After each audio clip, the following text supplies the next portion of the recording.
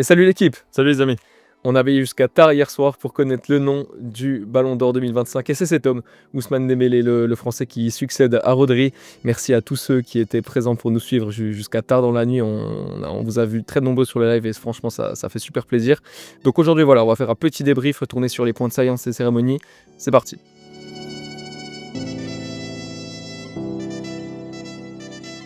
Premier point les amis, ils les ont pas respectés. Toujours dans une liste de Ballon d'Or, on a des joueurs un petit peu sous-cotés comme ça, où c'est qu'on est triste de les voir à des places aussi basses. Et il y a eu plusieurs joueurs dont le classement m'a un petit peu déçu personnellement, je sais pas toi, mais... Oui, le premier, c'est forcément le premier dont on doit parler, Michael Olise. Après, les journalistes, comme on le sait maintenant, votent que pour le top 10, ce qui fait qu'il y a beaucoup de joueurs, je pense, entre la 20 et la 30e place, qui n'ont pas reçu de vote tout court, j'imagine, qui sont à 0 points. Donc voilà, Olise se retrouve 30e, et je ne sais pas pourquoi il se retrouve 30e du coup, s'il a égalité avec d'autres, mais enfin voilà. Olise 30e, si on regarde purement et simplement la liste de ces joueurs, Olise n'est pas celui qui a réalisé la moins bonne saison de ces 30-là. Je pense qu'il a réalisé une meilleure saison que Jude Bellingham, il a fait une meilleure saison que Vinicius, que Gyökeres, dans une moindre mesure. Il a fait une meilleure saison que Cole Palmer même, qui est 6 lui pour le coup dans le top 10. Donc ouais, Olise c'est le premier auquel je pense.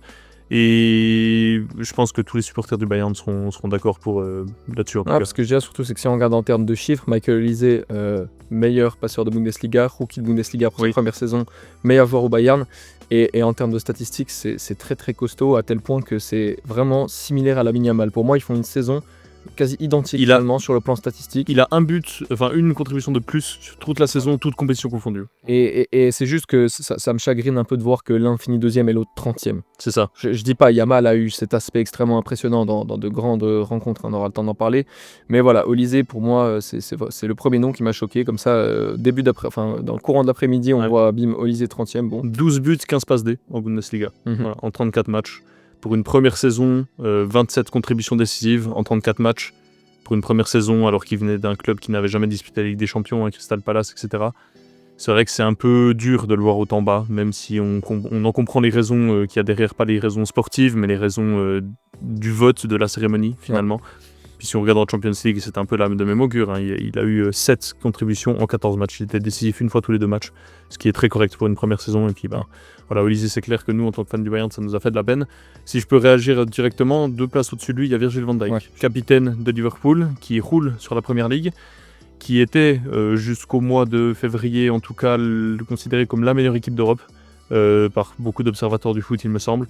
Ils s'éteignent un peu au mauvais moment. Liverpool, ils sortent en 8e contre le Paris Saint-Germain, les futurs vainqueurs. Qui peut les blâmer? Honnêtement, il n'y a pas grand-chose à dire. Et puis Van Dijk, c'est la régularité depuis tant de saisons maintenant. Il a peut-être fait encore une meilleure saison que sa saison 2019. Moi, ça me fait mal de le voir autant bas. C'est pour moi le meilleur défenseur central de la planète. Mais je vais te dire aussi, pour moi, la catégorie ils les ont pas respectés, ça s'applique au poste où joue Virgil van Dijk, parce que c'est le seul défenseur central de la liste. Et je trouve ça triste parce que ça a été certainement, on va dire le 2e meilleur défenseur central du monde sur la saison, derrière un Willian Pacho qui n'était même pas nominé.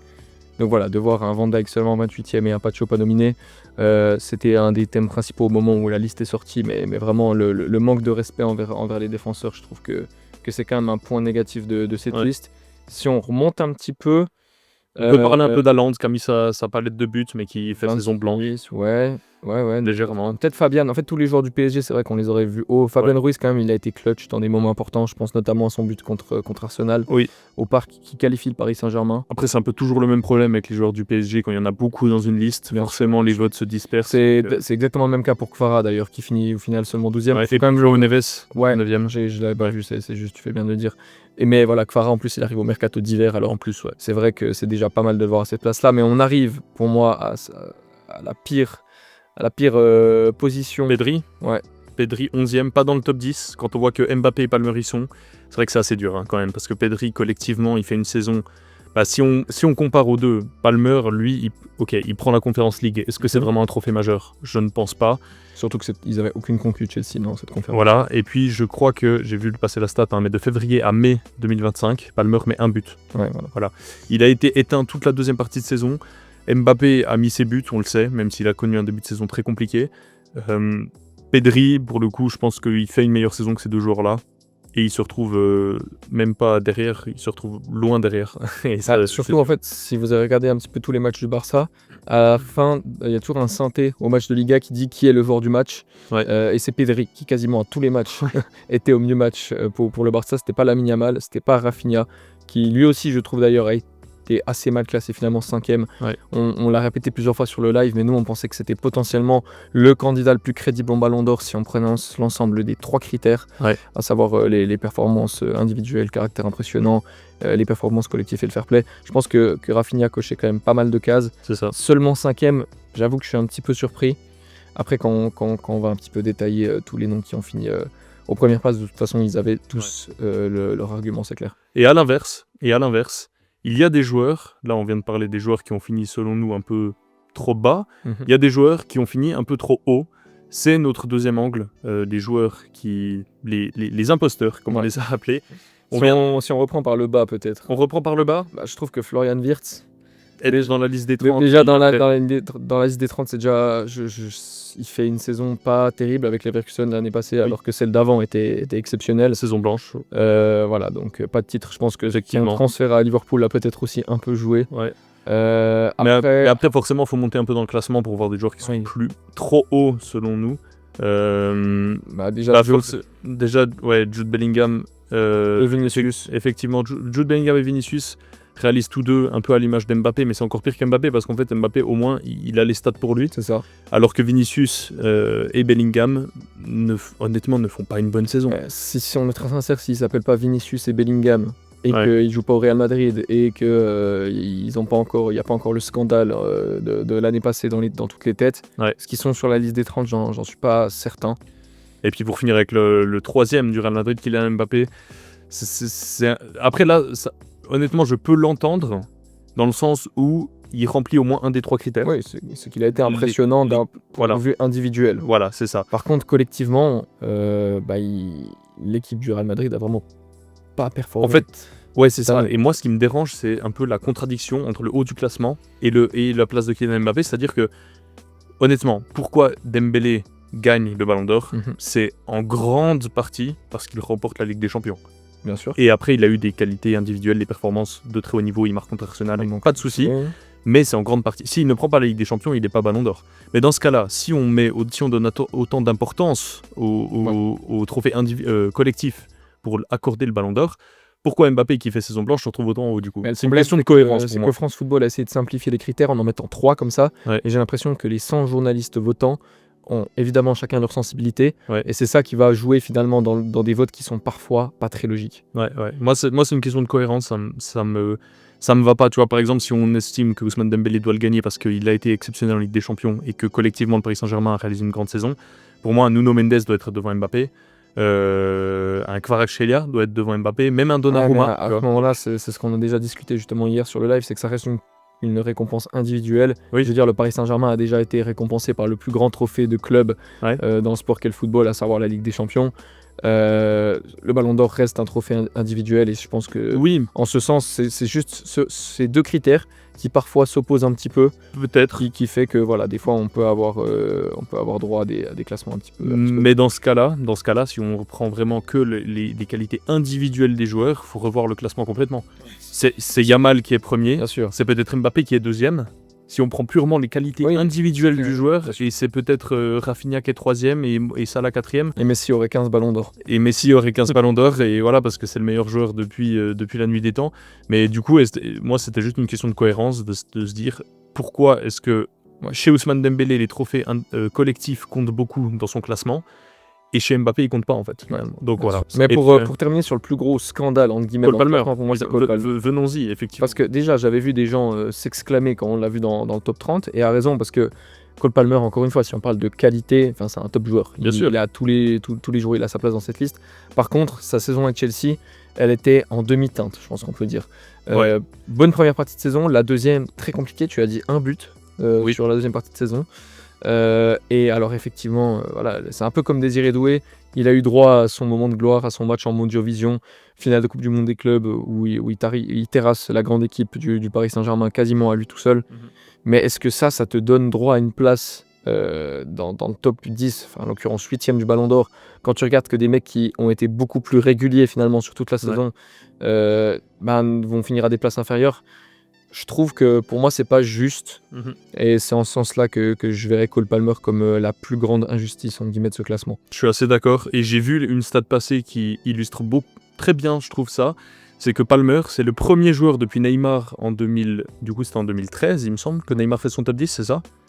Il me semble que c'est en 2013. La première fois tu dis? La première fois qu'il fait top 10 en étant à Santos. C'est le premier joueur du coup Palmer depuis Neymar 2013 à entrer dans le top 10 du Ballon d'Or sans participer à la Ligue des Champions. Ouais. Voilà, c'est le premier, il y en a pas eu avant, enfin depuis Neymar il y en a pas eu. Ce qui prouve un peu un peu la complexité de ce choix. Moi, je suis pas d'accord. Pour moi, un Fabian Ruiz, par exemple, fait tous les jours une meilleure saison que Cole Palmer. Beaucoup de la liste, de toute façon. Honnêtement, tous, sauf peut-être un Wirtz, Serhou Guirassy dans une moindre mesure, même s'il finit meilleur autour de la Ligue des Champions. Voilà, lui aussi aurait peut-être mérité d'être plus haut dans une certaine mesure. C'est assez compliqué. C'est assez compliqué de voir Cole Palmer autant haut, et par après... On est habitué, on sait que c'est pas France Football les responsables de ça. Finalement, on va venir pour la fin de la vidéo à ce qui nous intéresse vraiment. C'est toujours les premières places qui nous intéressent. Parce que finalement, comme tu l'as dit, le système de vote fait que, allez, on va dire que de la 11e à la 30e place, c'est même pas tellement significatif. C'est ça. Il faut pas vraiment voir un joueur plus fort qu'un autre parce qu'il a fini à la 13e place plutôt qu'à la 29e par exemple, et ainsi de suite. Ce qui nous on a parlé, c'est vraiment le gratin. On a parlé des deux ici, maintenant le top 6. Je pense qu'il y a ce top 6 qui se détache. C'est le top 6 où les gens disaient possiblement un de ces 6 peut le gagner. Parce qu'ils ont tous des arguments solides pour le gagner. Voilà, exactement. Si on parle un peu de l'ordre de ce top 6, je sais pas ce que tu en as pensé, mais je sais que hier c'est ce qui nous a fait réagir. La première chose qui nous a fait réagir, c'est de voir Hakimi et Rafinha 5 et 6e, on s'y attendait pas forcément. Moi j'aurais pensé voir Mohamed Salah 6e. J'aurais pensé voir uniquement des Parisiens et des Barcelonais occuper les plus hautes places de ce classement. Hakimi, déjà en tant que défenseur, finir 6e au Ballon d'Or, faut quand même louer l'accomplissement. C'est très bien, Mais étant donné la propagande qu'il y avait un peu autour, on se disait peut-être un podium, tu vois. C'est vrai qu'en plus il avait potentiellement aussi le vote africain qui allait aller dans son sens. Finalement il y avait aussi Mohamed Salah, donc peut-être qu'il a souffert de plusieurs splits justement des votes, que ça soit pour l'Afrique avec Salah et avec le PSG pour tous ses autres compères. Donc voilà, il finit à une 6e place. Rafinha 5e. Ça c'est plus dur déjà, je trouve. Plus dur parce que si on regarde la saison statistique de Rafinha, elle est exceptionnelle. En Ligue des Champions, il me semble que c'est 21 contributions décisives sur la totalité de la compétition. Ce qui est dans des standards. Là, on sait qu'il y avait plus de matchs, mais de Messi Prime, ce genre de choses. En fait, c'est ce qu'on disait hier aussi sur le live, c'est qu'il a été fort du début à la fin. Et c'était le joueur le plus régulier, Voilà, exactement. Salah a été une deuxième partie de saison plus compliquée. Mais une première stratosphérique. Lamine Yamal a eu une période aussi entre mars et mai, je crois, ou peut-être février et avril, où il met par exemple un but en Liga. Dembélé, première partie de saison très compliquée aussi. Vitinha a été aussi régulier, et ça me fait plaisir de le voir sur le podium, honnêtement. Un milieu de terrain, c'est vrai. Parce que voilà, un milieu de terrain, un 6 en plus, plutôt quand même profil défensif 6-8. Au Paris Saint-Germain, il y a quand même Neves aussi qui a un bon abattage défensif. Mais Vitinha, pour la constance aussi, je pense qu'il le mérite. Le parcours est quand même assez valorisé. Puis c'est vrai que quand il arrive à Paris, la première saison était compliquée. On se rappelle tous de son gros raté à l'Allianz Arena. Et à ce moment-là, c'était quand même un joueur assez décrié. Et puis c'est devenu le meilleur milieu de terrain du monde. Du moins dans ce classement. On sait qu'il y a souvent le débat avec Pedri, mais là, il a mis une sacrée vitesse dans le classement. C'est uniquement grâce au trophée collectif, on va pas se mentir. Absolument. Mais donc la finale s'est jouée entre Ousmane Dembélé et Lamine Yamal. C'est les deux gars qu'on a eu à l'écran à la fin. Et c'est le Français qui l'emporte. D'assez loin apparemment. Il paraît. D'après, les votes devraient bientôt sortir. Les points, mais le rédacteur en chef de France Football a dit que Dembélé a fait l'unanimité sur tous les continents. C'est ça. Donc on est finalement assez d'accord avec ce classement. Peut-être inverser Mohamed Salah et Rafinha. Pourquoi pas. Peut-être monter Rafinha sur le podium. Pourquoi pas, mais Vitinha le mérite tout autant. Et puis après, c'est des questions de sensibilité. Je veux dire, ce classement, de la première à la 6e place, pour moi, il n'y a aucun scandale. Les scandales viennent après, plutôt. Et du coup, sont moins importants, on va pas se mentir. Mais Dembélé qui réalise, du coup, selon la majorité des gens, la meilleure saison.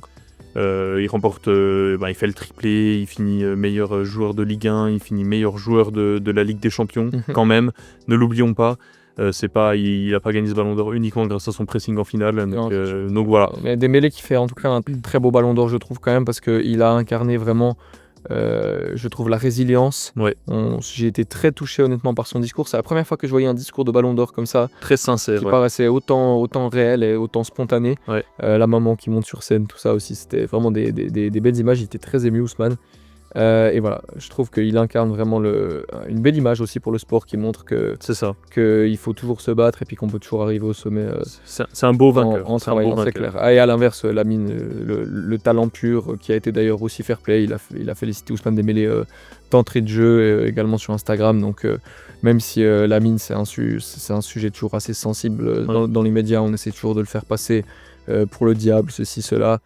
Moi je pense que voilà, deuxième place à 18 ans, il faut quand même respecter ce gamin. Oui. Et j'espère qu'il continuera à nous faire rêver et qu'il prendra aussi cette récompense dans sa longue carrière, on l'espère. J'imagine, et puis surtout que Ronaldo, le Brésilien, l'a pris à 21 ans. Ouais. Il a encore 20 ans, il me semble. 21, j'avais checké, ça veut dire que dans 3 ans, Lamine aura 21. C'est-à-dire qu'il a 3 ans, je ne sais pas s'il le prend dans 3 ans, il pète le record ou pas, mais en gros, il a 3 ans pour prendre le ballon d'or et devenir le plus jeune ballon d'or de l'histoire. Ne serait-ce qu'on est sur une année Coupe du Monde, les grands favoris, c'est qui ? C'est l'Espagne, et si l'Espagne gagne, il n'y a pas trop de débat, je pense. Que Lamine sera ballon d'or. Donc il a aussi justement, comme Dembélé avec la France, mais l'Espagne, c'est important aussi d'être dans ces grandes nations pour prétendre à ce genre de titre. Erling Haaland par exemple, ça sera toujours compliqué dans sa carrière. Donc voilà les amis, ça sera tout pour l'édition 2025 du Ballon d'Or. Merci encore à tous ceux qui étaient présents sur le live, et d'ailleurs on a tellement aimé le concept qu'on en reproposera certainement dans les semaines à venir. C'est ça. En attendant, likez la vidéo, abonnez-vous, continuez de nous suivre sur les réseaux sociaux, TikTok, Instagram, etc. On vous souhaite une bonne journée et à tout bientôt. Ciao. Ciao.